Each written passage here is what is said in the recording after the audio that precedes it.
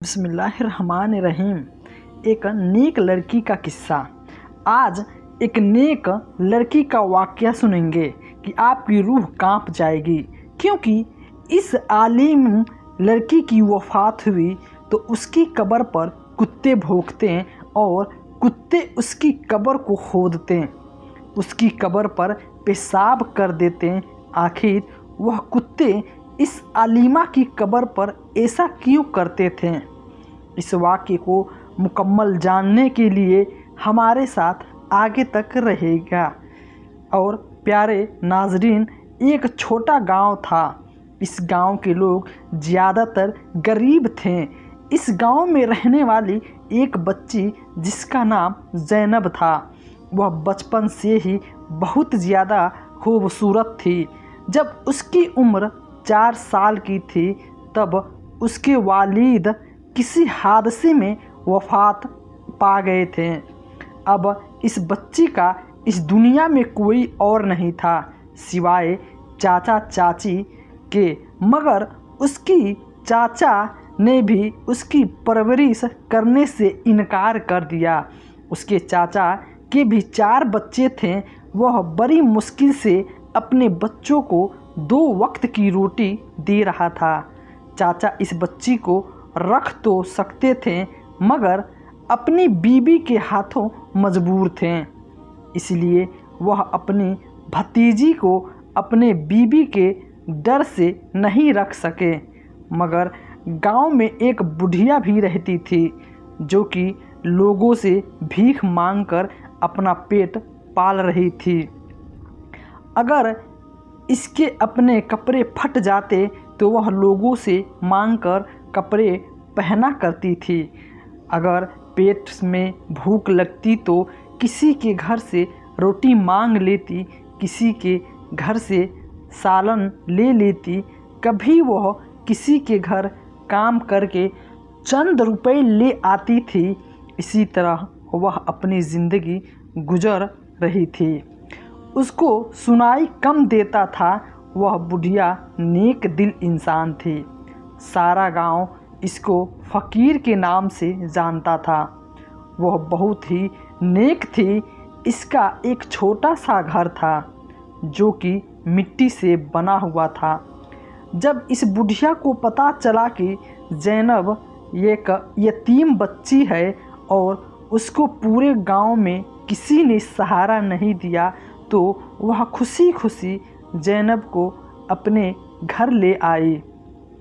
कहने लगी, जब अल्लाह मुझ जैसी फ़कीर को सहारा दे सकता है और रिस्क दे सकता है, तो इसको भी वही रिस्क देगा।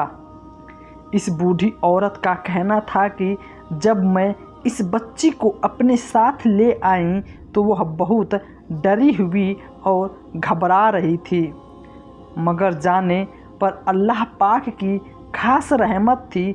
वह 4 साल की उम्र से ही नमाज की पाबंद थी। उसके साथ मैं भी नमाज पढ़ लेती थी।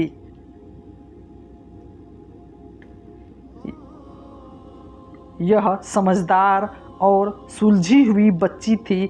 जब बचपन से ही कुदरत रही थी, बुढ़िया अपने घर के मिट्टी लाती, जन्म मिट्टी के साथ खेलती रहती, छोटे छोटे मिट्टी के खिलौने बनाती।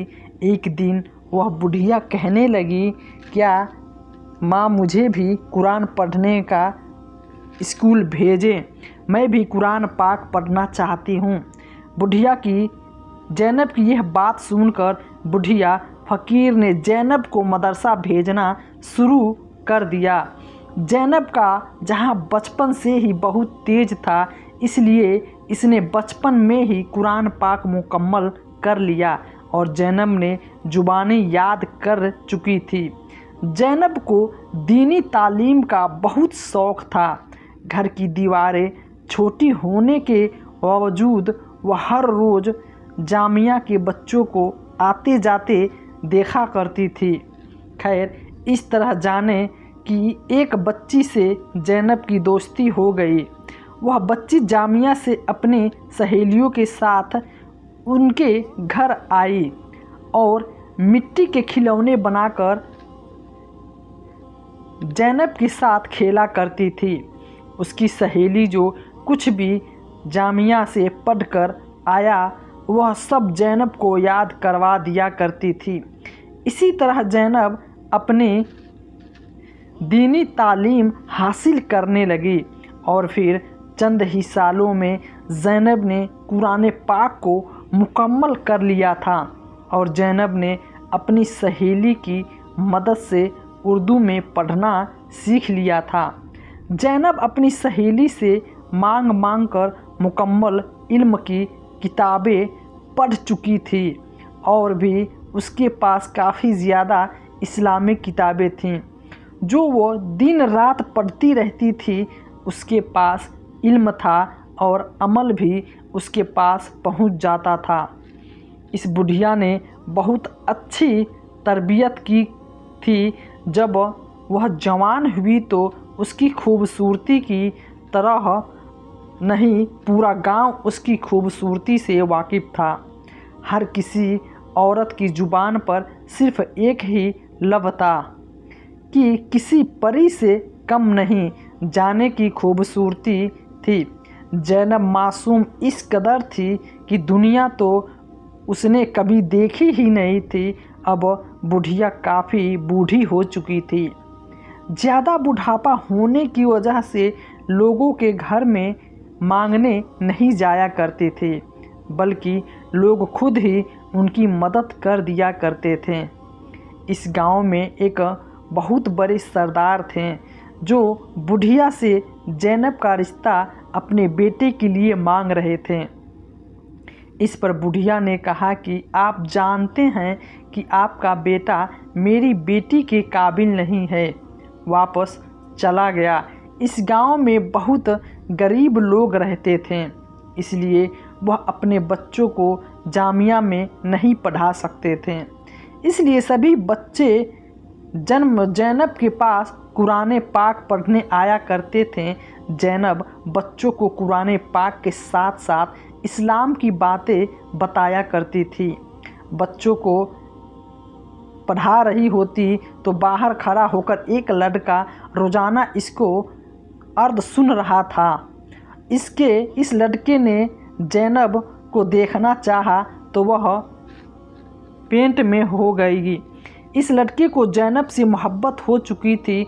वह लड़का भी ज़ैनब के नक्शे कदम पे चलने लगा। वह भी 5 वक्त का नमाजी हो चुका था। यह लड़का ज़ैनब के रिश्ते भेजना चाहता था, मगर यह एक बाजू से मजबूर इसलिए रिश्ता भेजने से डरता था।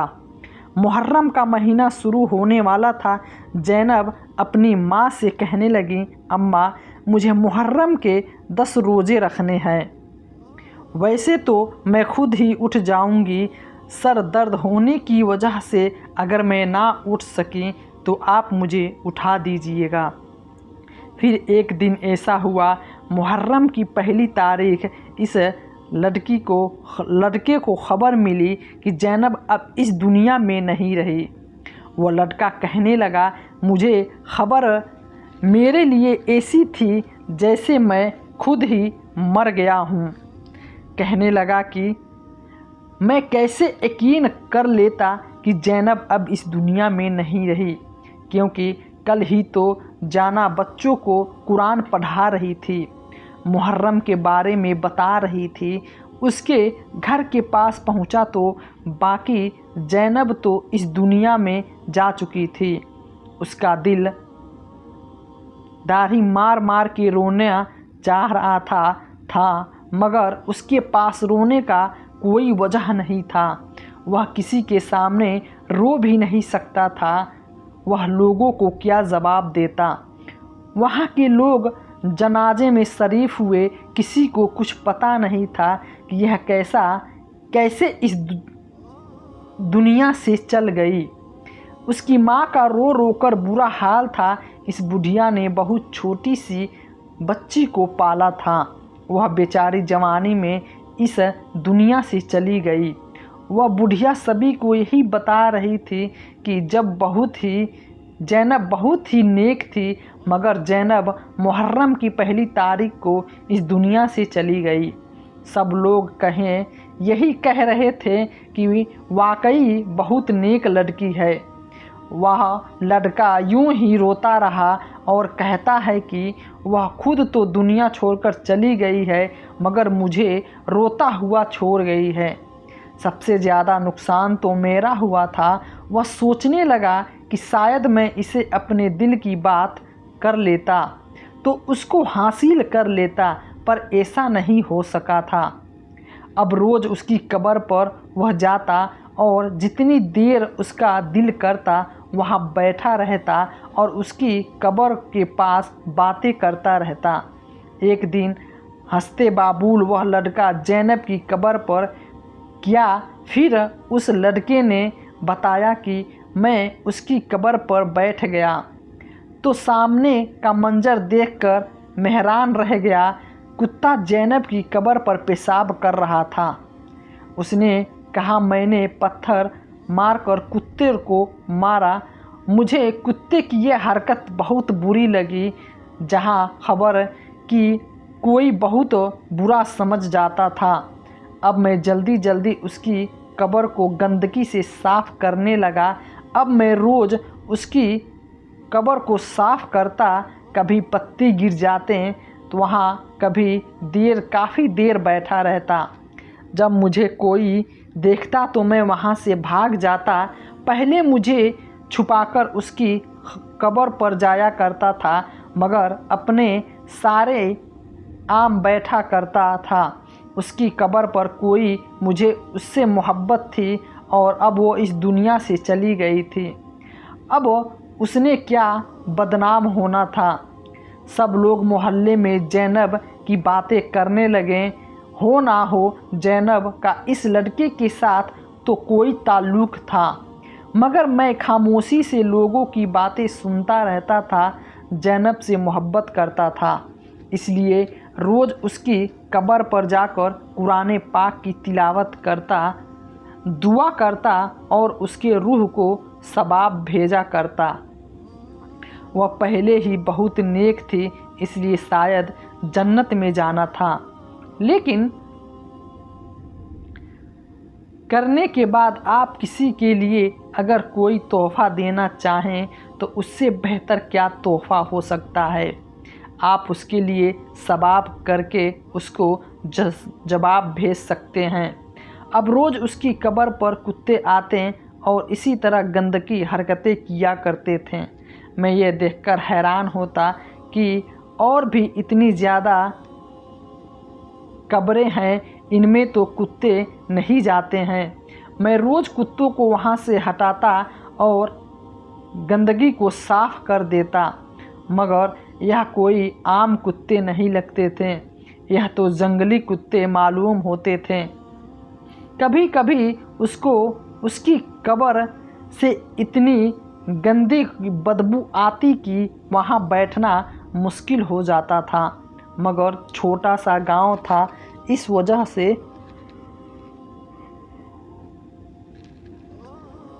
यह बात सारे गांव में फैल चुकी थी। सरदार और बड़े बुजुर्गों में यह बात पहुंच गई कि नेक और मासूम बच्ची की कब्र पर आखिर रोज़ कुत्ते गंदगी हरकतें क्यों करते हैं। कुत्तों को लाख मना करने के बावजूद वो नहीं मानते थे। एक दिन गांव के बूढ़े लोग बातें कर रहे थे कि लगता है कि लड़की ने ज़रूर कोई ना कोई गुनाह किया है जो उसकी कब्र के साथ ऐसा हो रहा है। कब्रिस्तान में और भी बहुत सारी कब्रें मौजूद हैं, बाकी कब्रों में तो ऐसा मामला और भी नहीं है, कभी पेश नहीं आया। एक आदमी सरदार के पास जाकर कहने लगा, मुझे यकीन है कि यह लड़की नेक नहीं थी। हमारे घर की औरतों का कहना है कि यह गांव की सबसे खूबसूरत लड़की थी। वैसे भी घर में कोई मर्द तो नहीं था, बस एक बुढ़िया थी जिसको ठीक से कुछ नज़र भी नहीं आता था। उसके घर के बाहर की दीवारें भी नहीं थी। वह आदमी कहने लगा, सरदार, सब कुछ गुनाह ऐसे होता है जिसकी सज़ा उसको मरने के बाद मिलती है। मुझे लगता है यह लड़की ज़रूर बदकार थी। अगर इतनी खूबसूरत थी तो नेक कैसे हो सकती थी? अगर वह गुनाह करती भी तो शायद बुर्के में करती और मुंह छुपाकर बुर्का पहन लेती। वो लड़का इन सब लोगों की बातें सुन रहा था और सोच रहा था, मुझे समझ नहीं आती कि लोग की ज़ुबान इतनी लंबी क्यों है। जब सारे गांव के लोग इकट्ठा किया गया तो गांव वाले खाने वालों की यह पता है कि इसने कोई बहुत बड़ा गुनाह किया हो, कहीं इसके गुनाह की सज़ा सारे गांव को मुसीबत में ना पैदा करते। इसलिए हमें पता लगाना होगा कि आखिर माजरा क्या है। इस सवाल का जवाब तो वह बुढ़िया ही दे सकती है। जिन बच्चों को वो पढ़ाया करती थी, इन बच्चों का कहना था कि हमने कभी अपनी बाजी को ऐसा एब कोई गलती नहीं देखी, मगर इस गांव में वैसे भी ऐसी हरकतें होती रहती थी कि मामला किसी और का होता और बुलाया किसी और को जाता था। आप इस मामले में इस लड़के को भी बुलाया क्यों, जो उसकी खबर पर बैठकर दिन रात रोता रहता था? लोग कहते हैं कि शायद मैं ही कोई इसके साथ चक्कर चला रखा था। सारे गांव के लोगों को जमा करके सरदार ने पंचायत लगी। आप इस लड़के को सबके सामने खड़ा किया गया, इस सवाल पूछने लगे तो यह लड़का कहने लगा कि हाँ, ये सच बात है कि मैं उसकी कब्र पर बैठकर रोता रहता था, क्योंकि मैं इस लड़की से बहुत मोहब्बत करता था, मगर मैंने कभी भी उसे यह बात नहीं बताई थी और उसने कभी मुझे देखा तक नहीं था। वहाँ बैठे तमाम लोग एकदम चीखना शुरू कर दिए और यह सब कुछ तुम्हारी ही वजह से हो रहा है। इसने तुम्हारे साथ ही गुनाह किया होगा।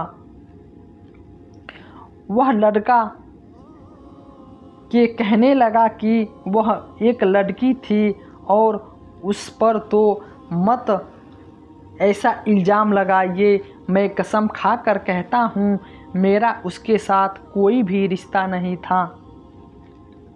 वह मुझे सिर्फ अच्छी लगती थी और मैं जानता था कि मैं इसके काबिल नहीं हूँ, इसलिए मैंने कभी उसके घर में रिश्ता नहीं भेजा। यहाँ तक कि मैं खुद भी कभी इससे बात करने की कोशिश नहीं की। वहाँ बैठे कुछ लोगों ने मेरे हक़ में गवाही दी कि नहीं, ऐसा तो नहीं लगता कि यह लड़का झूठ बोल रहा है। किसी से मोहब्बत करना गलत बात तो नहीं है। लगता है कि इसमें कुछ भी गलत नहीं किया। और कुछ लोगों का कहना था कि ज़ैनब के इस तरह और भी लड़के चाहने वाले होंगे। बार बार गांव की पंचायत बैठी जा रही थी, बात बहुत बढ़ती जा रही थी। आज इस पंचायत में एक बहुत ही खूबसूरत लड़का आया, जो पहले पंचायत में नहीं देखा गया था। क्या मैं एक लड़के से पूछा कि यह लड़का कौन है, तो उसने कहा कि यह लड़का चौधरी साहब का बेटा है। मैं सोचने लगा कि चौधरी साहब का बेटा तो बहुत खूबसूरत है, तो शायद ज़्यादा ज़ैनब किसी के काबिल थी, खूबसूरती थी जिसके साथ आम लड़का खड़ा होता तो बिल्कुल भी अच्छा नहीं लगता था। मगर यह चौधरी का लड़का देखने में गुस्से वाला लग रहा था। सरदार चौधरी साहब के बेटे से बार बार मशवरा मांग रहे थे, जबकि मुझे लग रहा था कि लड़के को कुछ समझ नहीं आ रहा, क्योंकि सुनने में आया था कि यह लड़का मुल्क से बाहर पढ़ाई करके आया है। मगर आप कुत्ते की, जनक की, ज़ैनब की कब्र को साथ और भी बुरे काम करने लगे। अब इस कब्र के पास बहुत ज़्यादा गंदी बदबू आना शुरू हो गई थी। कोई भी इस कब्र के पास नहीं जाता था। फिर इस बात लड़के ने जो ज़ैनब से मोहब्बत करता था उससे और ज़ैनब की कब्र की बेहुरमती नहीं देखी गई। उसने कब्र पक्की करवा दी और रोज़ उसकी कब्र पर अगरबत्ती लगाकर फूल डालता, मगर फिर भी कुत्ते की रूटीन नहीं बदलती थी। एक दिन जब सुबह उसकी कब्र पर फूल डालने के लिए आया तो सामने का मंजर देखकर हैरान रह गया। जो उसकी कब्र को पक्का करवाया हुआ था वह जैसे टूट चुकी थी। हो सकता है कि किसी ने तोड़ी हो। देखने में ऐसा लग रहा था कि जैसे कब्र ऊपर चुकी हो। अब फिर लोगों का कहना शुरू हो गया था कि कब्र फटने वाली है। अब सब कुछ यकीन आ गया कि मामला कुछ ज़्यादा ही हो चुका है। अब इन सवालों के जवाब सिर्फ वह बुढ़िया ही दे सकती थी जिसे ज़ैनब की परवरिश की थी। वह लड़का कहने लगा, हम सब उसकी अम्मा के पास गए तो उसने रोना शुरू कर दिया। लोगों के कहने पर थी, अगर कोई खाना देता तो खा लेती, उसकी तारीफ़ करना शुरू कर देती। कहने लगी कि अगर वह नेक ना होती तो मुहर्रम में क्यों फौत होती। वहाँ पर सब लोग कहने वाले की अम्मा और भी बहुत सारे लोग हैं जो मुहर्रम में फौत होते हैं। इसका मतलब यह नहीं कि सब नेक होते हैं। एक दिन में न जाने कितने ज़्यादा लोग मरते हैं। कोई 12 रबीउल को मरता है, कोई हज के दिन मरता है और कोई लैलतुल कद्र की रात को भी मरता है। इसका मतलब ये हरगिज़ नहीं होता कि सब नेक हो। आप ऐसा करें, आप हमें अपनी बेटी का कमरा दिखा दें। वह बुढ़िया रोती हुई कहने लगी कि मैं तो खुद उससे दिन से आज तक इस कमरे को हाथ नहीं लगाया। वहाँ पे उसकी यादें हैं। मैं कमरा बंद कर दिया है। सरदार और मोहल्ले के सभी लोग कहने लगे कि हमें कमरा खोलकर देखना होगा, तभी हकीकत सामने आएगी। इस बुढ़िया के मना करने के बावजूद उन्होंने सख्ती से कमरे का दरवाज़ा खोल दिया। जब अंदर दाखिल हुए तो अंदर की चीज़ इस कदर रखी थी कि एक पुराना सब लंका था, एक चारपाई थी, एक संदूक था। संदूक के अंदर कपड़े थे। इसके अलावा उसके पास क्या हो सकता था। वह एक गरीब घराने की रहने वाली थी। पलंग के ऊपर 2-4 चादर बिछी हुई थी। इस पर काफ़ी ज़्यादा सामान पड़ी हुई थी। एक कांच की टूटी हुई थी, मगर यह बिस्तर कुछ साबित नहीं लग रहा था। जब बिस्तर के नीचे देखा गया, यानी कि प्लांट के नीचे देखा गया, तो उसके नीचे एक कीमती चीज़ मिली जिसे देखकर सब हैरान रह गए। यह लड़की तो बहुत गरीब थी, इतनी कीमती चीज़ आखिर उसके पास कहाँ से आई। एक आदमी ने वह चीज़ पकड़कर सरदार साहब के सामने लाकर दिखाई तो वह एक मर्दाना सोने की चैन थी। उसको देखकर सबने पहले यह सवाल किया क्या कि आखिर ज़ैनब की मौत कैसे हुई। अपने कमरे में चुप करके सोई हुई थी। मैं भी उसके कमरे में सोती, मगर उस दिन मुझे बाहर नींद आ गई थी। मैं वहीं सो गई थी। मैंने देखा कि सूरज निकलने वाला है तो उसे कमरे से हरकत पड़ी हुई थी। मैं जीते हुए अपने हमसाये के पास गई। जब मैंने जाकर देखा तो उसने कहा कि इसका दिल बंद हो गया है, मगर ये कैसे हुआ हमें कुछ पता नहीं। इतने में अचानक इस दुनिया से चली गई। इनमें से एक आदमी बोला कि मुझे सारा मामला समझ आ गया है, पर सबसे पहले हमें पता लगाना होगा कि आखिर ये मर्दाना कीमती चीज़ किसकी है। अगले दिन पंचायत लगाई गई। सरदार के फैसले का इंतज़ार था। चौधरी साहब भी आए। चौधरी साहब का बेटा नहीं आया था। वहाँ पे बैठे हुए सब लोग कहने लगे कि इसके सर पर माँ बाप का साया नहीं और ना ही कोई उपाय था।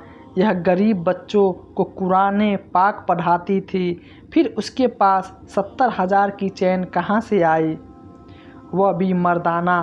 फिर लोगों ने यह भी कहा कि क्या पता किसी ने गिफ्ट की हो।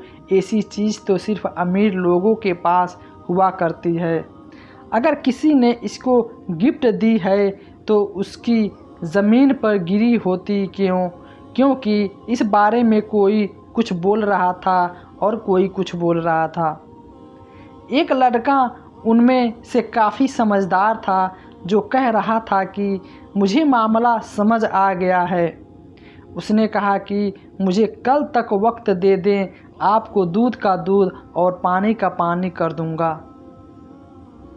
फिर अगले दिन शाम को पंचायत बिठाई गई कि सरदार शहर भी आए, चौधरी साहब भी आए और उनका बेटा भी आया हुआ था। जब इस आदमी ने खड़े होकर कहा कि मुझे पता चल गया है कि चैन किसकी है, तो वहाँ बैठे सब लोगों की शक्ल अजीबो गरीब हो गई। सब लोग एक दूसरे की तरफ देखने लगे। उसी लड़की को बदनाम कर रहे हैं। यह चैन उस आदमी का है जिसने जैनब को इस दुनिया से रुखसत किया गया है और उसकी इज्जत लूटा गया था। यह बल्कि चौधरी मुर्तुजा के लड़की की है। चौधरी साहब इंसाफ फरमाइए। चौधरी साहब ने अपने बेटे मुर्तुजा से पूछा तो वह मान भी गया और सबके सामने उठकर गुस्से से कहने लगा, हाँ, मेरी नज़र जाने जैनब पर थी। मैंने उसके घर रिश्ता भी भेजा, मगर उसने मेरी बात नहीं मानी और मुझे सीधा कहने लगी कि तुम अमीर हो, तुम्हारी कोई इज्जत नहीं। मैं गरीब हूँ, मगर पूरे गांव में मेरी इज्जत है। एक इज्जतदार लड़की हूँ। मैं तुम्हारे साथ कभी भी रिश्ता नहीं रख सकती। अगर तुम मेरे घर निकाह का पैगाम भी भेजोगे तब भी मैं तुम जैसे इंसान से कभी निकाह नहीं कर सकती। वह कहने लगा, इस लड़की ने मेरी बदनामी की थी, मेरी बेइज्जती की थी, मेरे गुरूर को ललकारा था, इसलिए मैंने यह सब उसके साथ किया और उसे बेइज्जत करने के बाद भी, मरने के बाद भी बदनाम करने लगा। मैं नहीं अपने पालतू कुत्ते को उसकी कब्र पर भेजना शुरू कर दिया था। इन कुत्ते को ट्रेनिंग भी मैं खुद ही दी थी। आधी रात को जब जैनब के घर में घुसा और उसकी बुढ़ी अम्मा, जिसको कानों से कम सुनाई देता था, वह दूसरे कमरे में सो रही थी, इसलिए उसके बुढ़िया को पता ना चला कि उसकी बेटी के साथ क्या हो रहा है। मैं इस लड़की को इज्जत को ख़राब करना चाहा। इसी वक्त वह लड़की सजदे में चली गई और मेरी यह चैन मेरे गले का फंदा बन गया। मैं बड़ी मुश्किल से इसको अपने गले से निकाल कर फेंक दिया। फिर मैं जैनब को गला दबाकर उसकी इस दुनिया से रुखसत कर दिया। अगर मैं ऐसा ना करता तो मुझे बदनाम कर देती। जो लड़का जैनब से मोहब्बत करता था, जब यह सब उसे सुना तो उसने सबके सामने उसको जितना हो सका उसको उतना मारा। चौधरी साहब कहने लगे कि इसका इंसाफ मैं करूँगा। चौधरी साहब ने अपने बेटे को गांव वालों के सामने पेश किया और कहने लगा, क्या आप बताइए कि इसकी सज़ा क्या होनी चाहिए। कुछ लोग तो कह रहे थे इसको फांसी होनी चाहिए। कुछ लोग कह रहे थे कि चौधरी साहब के मुंह की वजह से इसको माफ़ करना चाहिए, मगर चौधरी साहब ने अपने बेटे को सज़ा की तौर पर इसी गांव की एक गरीब लड़की से ज़बरदस्ती इसका निकाह कर दिया और फिर कहा कि अगर इस लड़की के साथ थोड़ी सी भी नाइंसाफ़ी हुई तो इसका ज़िम्मेदार मेरा बेटा होगा। उसको मज़दूरों के साथ काम करने का हुक्म दिया गया।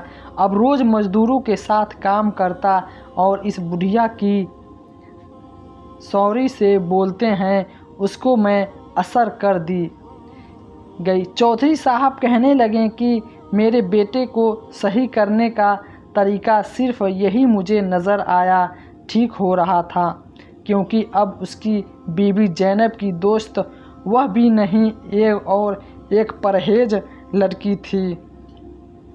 यह लड़की जन्नत की वही दोस्त जिसके ज़रिए जाने ने अपनी दीनी मुकम्मल की थी।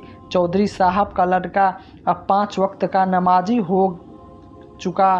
क्या आप उसने उसकी बीवी बच्चों को तालीम देने लगी। अब सारा गांव उससे खुश था। सुभान अल्लाह, प्यारी जैनब थी।